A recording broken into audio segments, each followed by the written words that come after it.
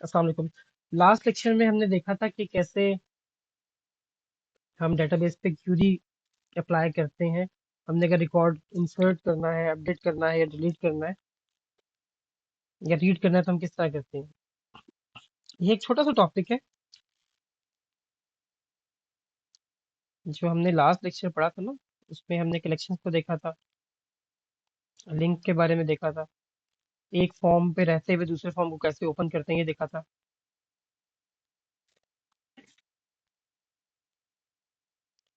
तो MDI multiple document interface को देखा था क्लास में। सो अब हमारा जो टॉपिक है वो है कि हम एक सेंट्रलाइज डेटाबेस कनेक्शन कैसे बना सकते हैं और इसका फायदा क्या होता है। अगर हम एक क्लास मान लें डीबी कॉन की, हमें ना कनेक्शन बार बार चाहिए होता है। हमने देखें कनेक्शन को हर क्यूरी के लिए कनेक्शन ओपन करना है। अब हम एक फाइल में कनेक्शन स्ट्रिंग बनाएंगे, कल को हमें एक और फॉर्म बनाना पड़ सकता है, उसमें फिर हम कनेक्शन स्ट्रिंग की स्ट्रिंग बनाएंगे, फिर हम कनेक्शन का ऑब्जेक्ट बनाएंगे। तो बार बार हर फॉर्म पे कनेक्शन का ऑब्जेक्ट बनाने से बेहतर है कि हम एक ही दफा कनेक्शन का ऑब्जेक्ट बना लें एक अलग क्लास में।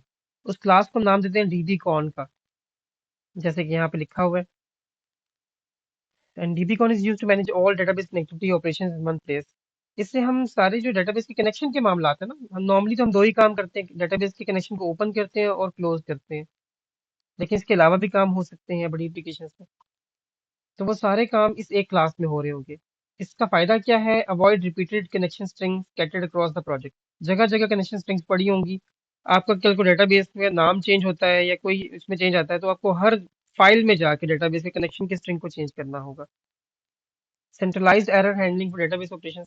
एक ही जगह पे हो ना कोड तो फिर उसको एरर हैंडलिंग आसान हो जाती है। कहीं एरर आता है तो आपको पता होगा कि एरर इसी जगह पे आ रहा है।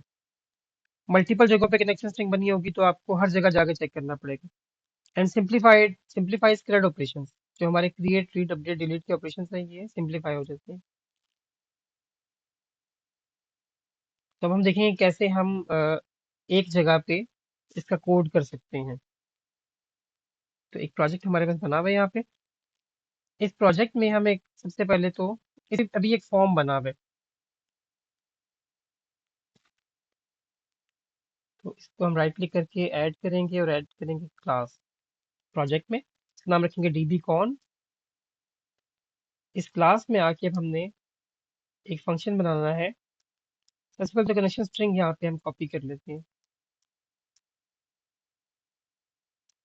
इस कनेक्शन स्ट्रिंग में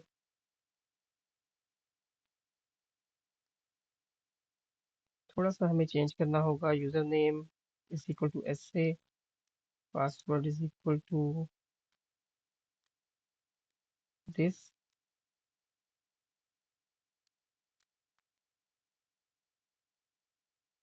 इंटीग्रेटेड सिक्योरिटी की बजाय हम इसको कर लेते हैं। इंटीग्रेटेड सिक्योरिटी हम यूज करते हैं जब हमने विंडोज का यूजर नेम और पासवर्ड यूज करना है, यानी जिस अकाउंट से मैं लॉग इन हूँ वो उसी को यूज कर ले। तो हमने यूजर नेम पासवर्ड और trusted connection equal to true, ये यहाँ पे हम कर लेते हैं। 10 हमें आ जाएंगे गेट कनेक्शन। इसका हम एक वो बना लेते हैं function, public SQL connection get connection.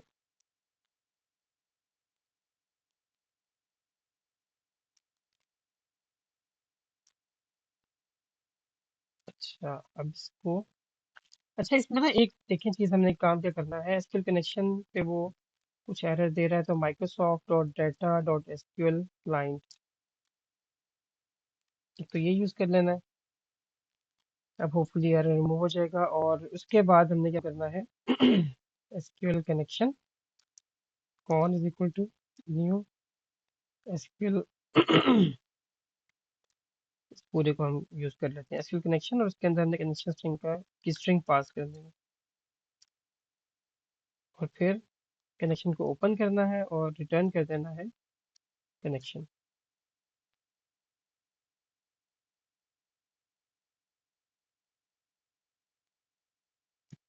अच्छा इसमें एकदम से इसको ऐड करते हुए ना, मुझसे गलती ये हुई थी कि मैंने पहले system dot data dot SQL client ये भी इंस्टॉल कर लिया था, और Microsoft dot data dot SQL client. अब ये दो डिफरेंट चीज़ें हैं। जो सिस्टम डॉट डेटा है वो डेप्रिशिएटेड है, तो इसको हम इस प्रोजेक्ट से रिमूव कर लेते हैं। तो इस तरह से हम जाके इसको अनइंस्टॉल भी कर सकते हैं। अब हम कोड में आते हैं।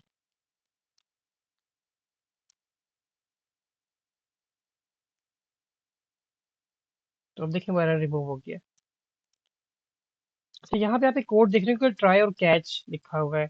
ट्राई और कैच का मतलब ये होता है कि अगर आप ट्राई लिखें और फिर ये ब्रैकेट्स डालें, इसके अंदर वो कोड लिख दें जो आपने ये काम करना है। और कैच में आप यहाँ पे एक्सेप्शन, ये अच्छा ये कोड ये करेगा कि अगर यहाँ पे रिटर्न को हम एंड पे ले जाते हैं, क्योंकि रिटर्न जो है वो लाजमी होना है इसमें ना, कनेक्शन लाजमी रिटर्न होना है। अब ट्राई का ब्लॉक ये करता है कि ट्राई के अंदर जो भी लिखेंगे वो इस कोड को रन करेगा। अगर इसमें कोई एक्सेप्शन आ जाएगी, एरर आ जाएगा, तो एक्सेप्शन पे क्या होता है, आपकी एप्लीकेशन क्रैश कर जाती है। तो अगर आप इसके नीचे कैच का ब्लॉक लिखेंगे, यानी ट्राई और कैच का ब्लॉक, तो जो भी एक्सेप्शन आएगी वो एक्सेप्शन को कैच कर लेगा और ई एक्स के वेरिएबल में आ जाएगा। तो इसमें यहाँ पे आप मैसेज बॉक्स में दिखा सकते हैं कि एक्सेप्शन एरर आया क्या था। मैसेज बॉक्स डॉट शो ई एक्स डॉट मैसेज। इससे ये होगा कि जो भी एरर आएगा, अगर इस दौरान कनेक्शन नहीं ओपन होता, कोई error आता है, तो वो एरर ये डिस्प्ले कर देगा। तो उससे आपको पता चल जाएगा कि क्यों कनेक्शन ओपन नहीं हुआ। यानी अगर कनेक्शन स्ट्रिंग में कोई इशू है या कोई भी ऐसा मसला है, बजाय इसके कि एप्लीकेशन क्रैश करे, तो ये इस केस में क्रैश नहीं करेगी। अच्छा, इसमें जैसे हमने गेट कनेक्शन किया है, इस तरह हमारे पास एक आएगा क्लोज कनेक्शन। क्लोज कनेक्शन, उसमें हमें कनेक्शन का वो ऑब्जेक्ट पास भी करना पड़ेगा, एसक्यूएल कनेक्शन कौन। जहाँ हमने जस्ट कनेक्शन को इसको हम आई थिंक वो, हाँ इसको तो हम वॉइड रखेंगे जस्ट, क्योंकि इसने कुछ रिटर्न नहीं करना। जैसे हमने कनेक्शन ओपन किया है, ये कनेक्शन को क्लोज कर देगा। देखिए ये वही काम है जो हम अपने केस में हर फॉर्म में कर रहे थे। कनेक्शन ओपन करते थे, क्लोज करते थे, क्यूरी लिखते वक्त ना।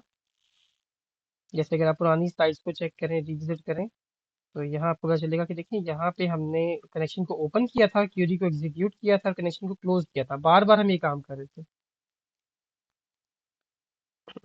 तो हमने वो काम एक जगह पे कर दिया। अब हम फॉर्म में आएंगे अपने। इसमें ये तीन फील्ड्स बनी है, नीचे ग्रिड शो हो रही है। इंसर्ट का बटन है, इंसर्ट बटन पे डबल क्लिक करते हैं, इस फंक्शन में हम आ जाएंगे। और यहाँ आके हम अपना जो कोड है ना, उसको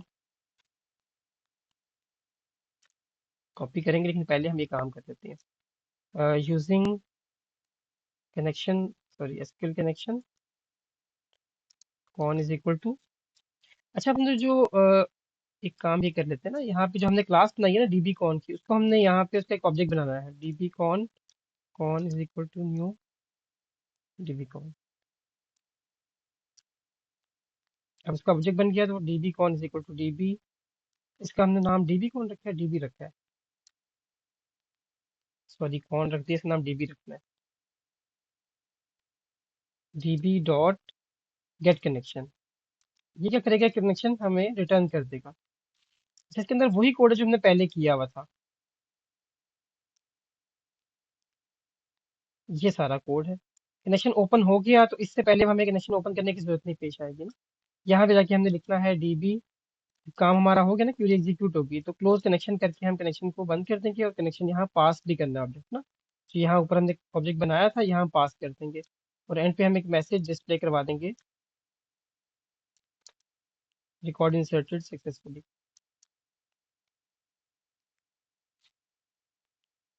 इसको हम रन करके देख लेते हैं। ये जो बीच में है ना, ये सारा वही है जो हम पहले कर चुके हैं इंसर्ट करने के लिए। ये जो हमने काम अभी हमने किया है ना, इसका फायदा ये होता है कि आपको एक ही जगह पे आपने कनेक्शन आप बना लेते हैं। जो बड़ी एप्लीकेशंस बनती है या सॉफ्टवेयर हाउसेज होते हैं, कंपनीज होती हैं, वहां पे इस तरह का कोड किया जाता है, क्योंकि वो सॉफ्टवेयर बहुत बड़े होते हैं। उसमें अगर 20 फॉर्म्स हैं, तो 20 के 20 फॉर्म्स में आप बार बार जाके कनेक्शन का ऑब्जेक्ट बनाएंगे अगर, हर जगह कनेक्शन स्ट्रिंग देंगे हर फॉर्म में, तो वो थोड़ा सा मुश्किल हो जाता है फिर उसको मैनेज करना। कल को वो सॉफ्टवेयर जब बहुत बड़ा होता है तो फिर मसला होता है। एनीवेज इधर आके हम नाम लिखते हैं, लेट्स से उम्र लिखते हैं। पहले हम डेटाबेस पे चेक भी कर लेते हैं, हमारे पास 3 रिकॉर्ड्स हैं। तो उम्र 43 एंड डिपार्टमेंट CS, इंसर्ट करते हैं इसको। अच्छा, इसने एक यूजर नेम पे एरर दिया है, तो चलिए ये भी अच्छी बात है। हम एरर्स को चेक कर सकते हैं इस तरह से कि क्या एरर आया है। कनेक्शन स्ट्रिंग में वो ये कह रहा है कि यूजर नेम,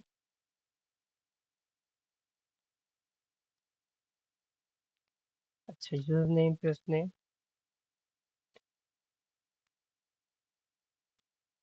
इसको हम चेक कर लेते हैं। इसमें ना यूजर नेम के बजाय,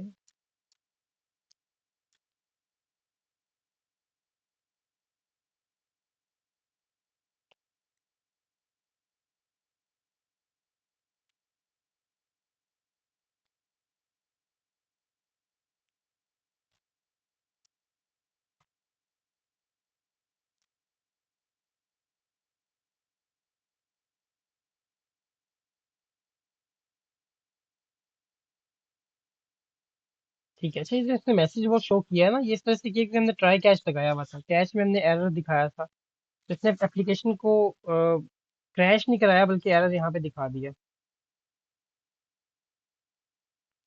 यानी इसने कोई एरर हमें दी है, इसको हम चेक कर लेते हैं अभी। ठीक है, उसने एरर हमें दिया है क्योंकि हमने ट्रस्टेड सर्वर सर्टिफिकेट को यहाँ पे ट्रू करना है। दोबारा इसको रन कर लेते हैं।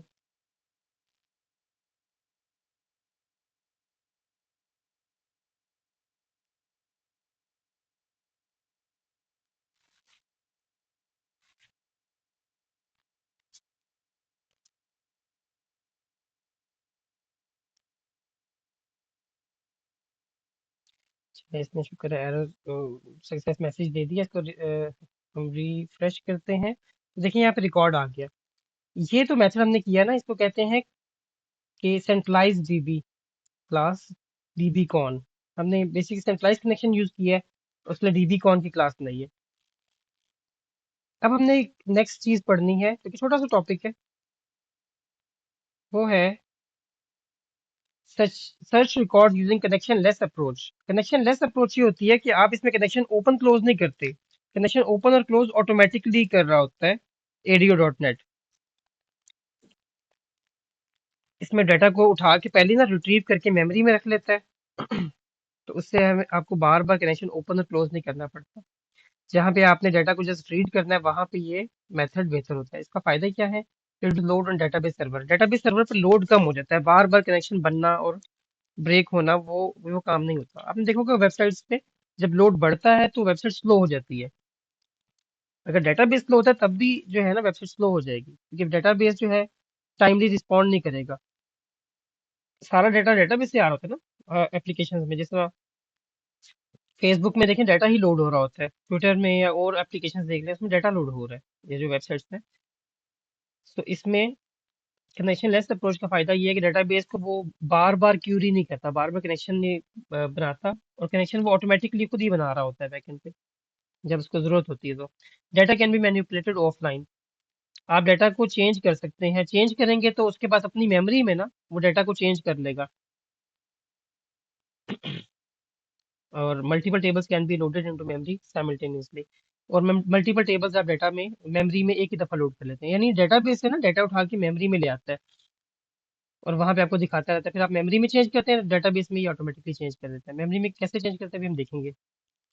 अच्छा, इसके लिए हम जो है ना कनेक्शन लेस के लिए डीबी कॉन की क्लास थोड़ा सा इसको चेंज करेंगे। जैसे हमें कनेक्शन बनाएंगे इसको ओपन नहीं करेंगे।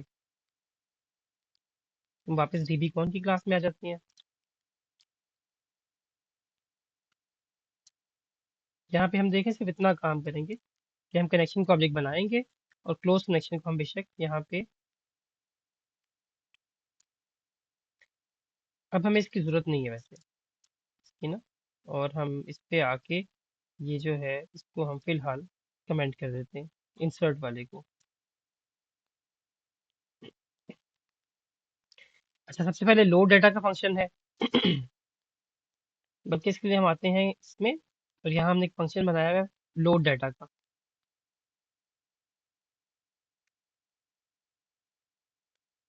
इसमें हम क्या करते हैं कि यही जो कोड है ना, जो कोड हमने लिखा हुआ है ऑलरेडी,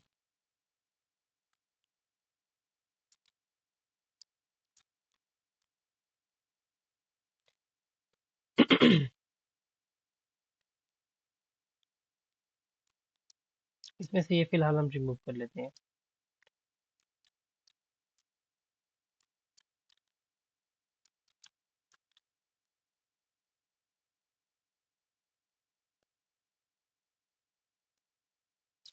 ठीक है। अच्छा, ये वही कोड है जिससे हमने पहले किया था स्टूडेंट्स की डाटा को पिक करने के लिए। अडेप्टर बनाया है, डाटा एसक्यूएल डाटा अडेप्टर, फिर डाटा सेट क्रिएट किया है, उसको फिल किया है, और डाटा सोर्स ने असाइन किया। इसको हम कोशिश करते हैं थोड़ा और सिंपल कर लें, सिंप्लीफाई कर लें। अच्छा, ये मैंने थोड़ा सा कोड चेंज किया है इसमें। इसी कोड को, इसी फंक्शन को हम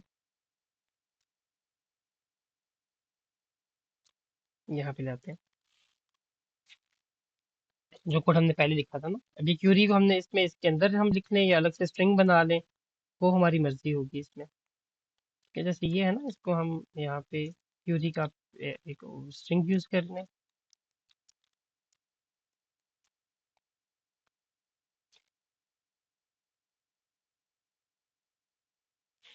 अच्छा, वो जो कोड था ना, सॉरी, वो कोड बेसिकली था अपडेट करने का, जो हमारा नेक्स्ट स्टेप है, जो हमने यहाँ पे कोड लिखा था ना, ठीक है, हम नेक्स्ट स्टेप पे करना है।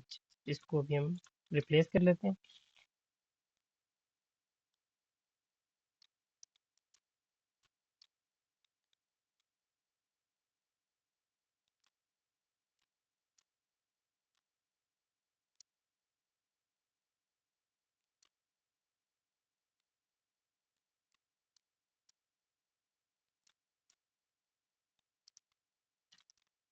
इसको यहाँ पे अपडेट कर लेते हैं एक ही दफ़ा। साइज को छोटा कर लेते हैं इसका। ठीक है। अच्छा, ये वही कोड है जो हमने पहले किया था डाटा को लोड करने के लिए। अच्छा, लोड डाटा का जो फंक्शन हमने बनाया है, ये फंक्शन हमने क्यों बनाया, क्योंकि हमने ये काम बार बार करना है। जिस तरह जैसे ही फॉर्म लोड होता है ना, इस पे आप आ जाए, फॉर्म के ऊपर कहीं भी डबल क्लिक करें तो फॉर्म लोड के इवेंट पे आप आ जाएंगे। ये वही, जैसे ही आपकी एप्लीकेशन स्टार्ट होगी ना, फॉर्म लोड होगा। फॉर्म लोड पे यहाँ से कर लेते हैं इवेंट, इस पे डबल क्लिक करें या यहाँ पे आ जाए। अच्छा, इसमें आके अगर हम लोड डाटा का फंक्शन कॉल करेंगे तो जैसे ही सॉफ्टवेयर रन होगा, पहला फॉर्म शो होगा, साथ ही वो डाटा ग्रिड में पॉपुलेट कर देगा। दूसरा काम हम ये कर सकते हैं कि हमने यहाँ पे लोड डाटा का एक बटन दिया हुआ है, इसके हम इवेंट पे आ जाएं अगर, जो कि यहाँ पे ये बना हुआ है। इसके अंदर भी हम लोड डाटा कॉल कर सकते हैं कि अगर हमने बाद में कभी डाटा लोड करना है, ग्रिड को रिफ्रेश करना है, तो इससे हम लोड डाटा का फंक्शन जब जस्ट कॉल करेंगे तो ये डाटा को लोड कर देगा। अच्छा, अब इसमें हमने कनेक्शन को ओपन नहीं किया कहीं पे, तो जैसे देखें एप्लीकेशन लोड हुई तो डाटा लोड हो गया।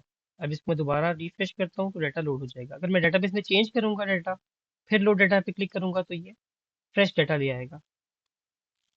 सो ये कनेक्शन लेस अप्रोच थी। देखें, इसमें हमने कनेक्शन को कहीं ओपन नहीं किया और उसने डाटा को शो कर दिया। अब हमारे पास सेकंड स्टेप है इसका।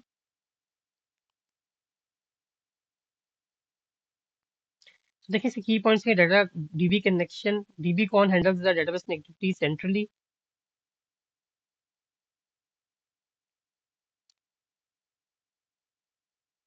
SQL data adapter fetches data without keeping the connection open.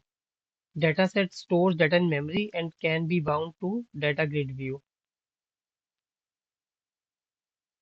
यानी डाटा सेट को ना हम बाउंड कर देते हैं डाटा ग्रिड व्यू से। डाटा सेट बेसिकली होता है जो डाटा लेके आ रहा होता है डाटा बेस से। और डाटा ग्रिड व्यू क्या होती है, जो एक ग्रिड होती है टेबल की तरह, जो डाटा को शो कराती है। Parameterize query prevents SQL injection. ये यहाँ पे पता नहीं, थोड़ा सा चले इररेलेवेंट ही हो सकता है, लेकिन रेलिवेंट इस तरह से है कि पैरामीटराइज क्यूरी के बारे में आपको पता चल जाएगा। एसक्यूएल इंजेक्शन जो है, ये हैकिंग की एक टेक्निक होती है जिसमें आप एसक्यूएल क्यूरी के अंदर जो आर्गुमेंट्स होते हैं ना, वो ऐसे पास करते हैं कि उसकी वजह से आप डेटाबेस में जो एक्सेस उसकी ना आप हासिल कर लेते हैं। अब यहाँ पे हम उसको पढ़ नहीं सकते अभी, लेकिन आप ये समझ लें कि आप जब फेसबुक के लॉगिन पेज पे जाते हैं, वहाँ पासवर्ड के अंदर कुछ ऐसा कोड आप एंटर करें कि वो कोड जो है बेसिकली वो क्या करेगा कि जो भी कनेक्शन स्ट्रिंग होगी ना वहाँ पे, या जो क्यूरी होगी, उसको कमेंट करके अपना कोड आगे वो उसमें आप लिख देते हैं। ये पहले तो चल जाता था हैकिंग में, अभी तो नहीं ये काम होता क्योंकि अब तो सारे जो सॉफ्टवेयर में मेच्योर है। लेकिन पैरामीटराइज क्यूरी का वो कह रहा है कि फायदा होता है कि इससे आप एसक्यूएल इंजेक्शन से बच जाते हैं। अच्छा, नेक्स्ट में हमारे पास ये कोड है अपडेट का। अब अपडेट कैसे काम करेगा इसको हम देख लेते हैं। इस कोड को हम ईज के लिए कॉपी कर लेते हैं जस्ट।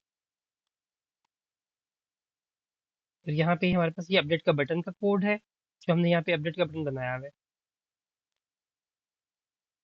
इसमें हम कॉपी करते हैं। इसमें हम कर क्या रहे हैं, इसमें देखिए हम पहले वही काम कर रहे हैं जो पहले हमने किया था। एसक्यूएल डेटा एडिटर बनाया, उसके अंदर क्यूरी पास की। सेकंड, एसक्यूएल कमांड बिल्डर, ये हम इसमें यूज कर रहे हैं। तो एसक्यूएल कमांड बिल्डर जो है ये बेसिकली, इसको अगर आप सेलेक्ट की क्यूरी दें तो उसकी बेस पे ये इंसर्ट अपडेट डिलीट की क्यूरीज खुद ब खुद जनरेट कर देता है, आपको लिखनी नहीं पड़ती। आप डेटाबेस में कोई भी चेंज करते हैं और चेंज करने के बाद जब अगर हम अपडेट का बटन प्रेस करेंगे तो उसकी बेस पे ये कोड एग्जीक्यूट होगा, और डेटाबेस में जो भी आपने चेंज किया, सॉरी डाटा ग्रिड में आपने जो भी चेंज किया हुआ है ना, वो चेंजेस डेटाबेस पे पुश हो जाएंगी। कैसे? एसक्यूएल कमांड बिल्डर जो है वो क्यूरीज बना लेगा।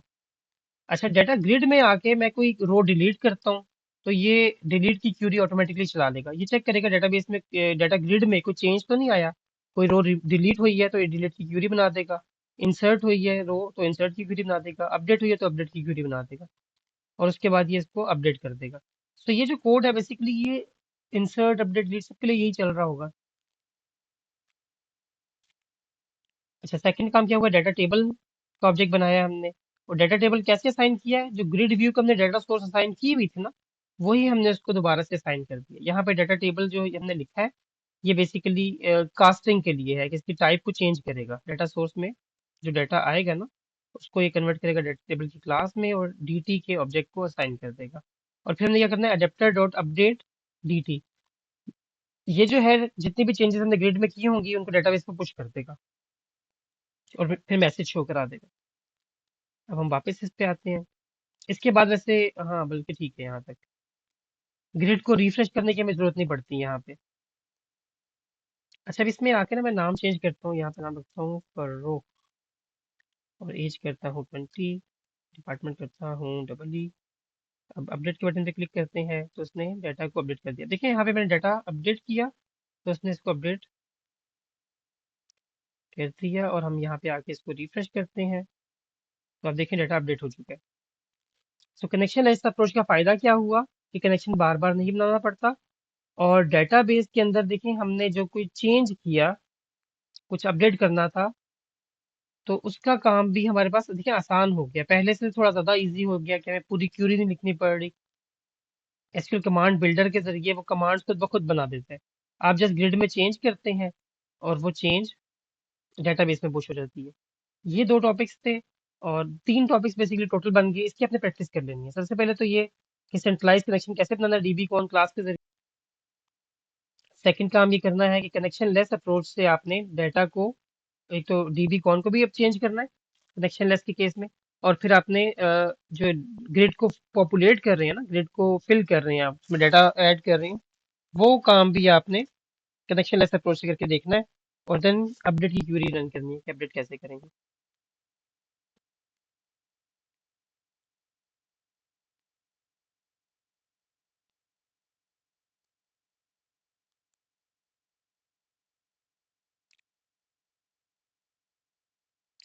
अब देखिए यहाँ पे जो मैंने रो इंसर्ट की है ना, इंसर्ट करने के बाद जब अपडेट दबाया तो उसने इस रो को भी डेटाबेस में अपडेट कर दिया।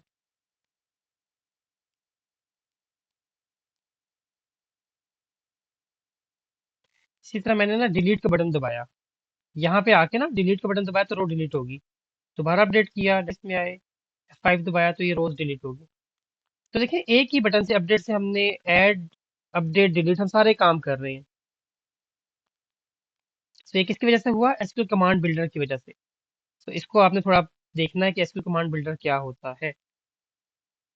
ठीक है, ये आपको पता होना चाहिए। सो ये लेक्चर था हमारा, इसमें 3 चीजें जस्ट है, इन तीनों की प्रैक्टिस कर लीजिएगा। कोड आपको स्लाइड में दिया गया है।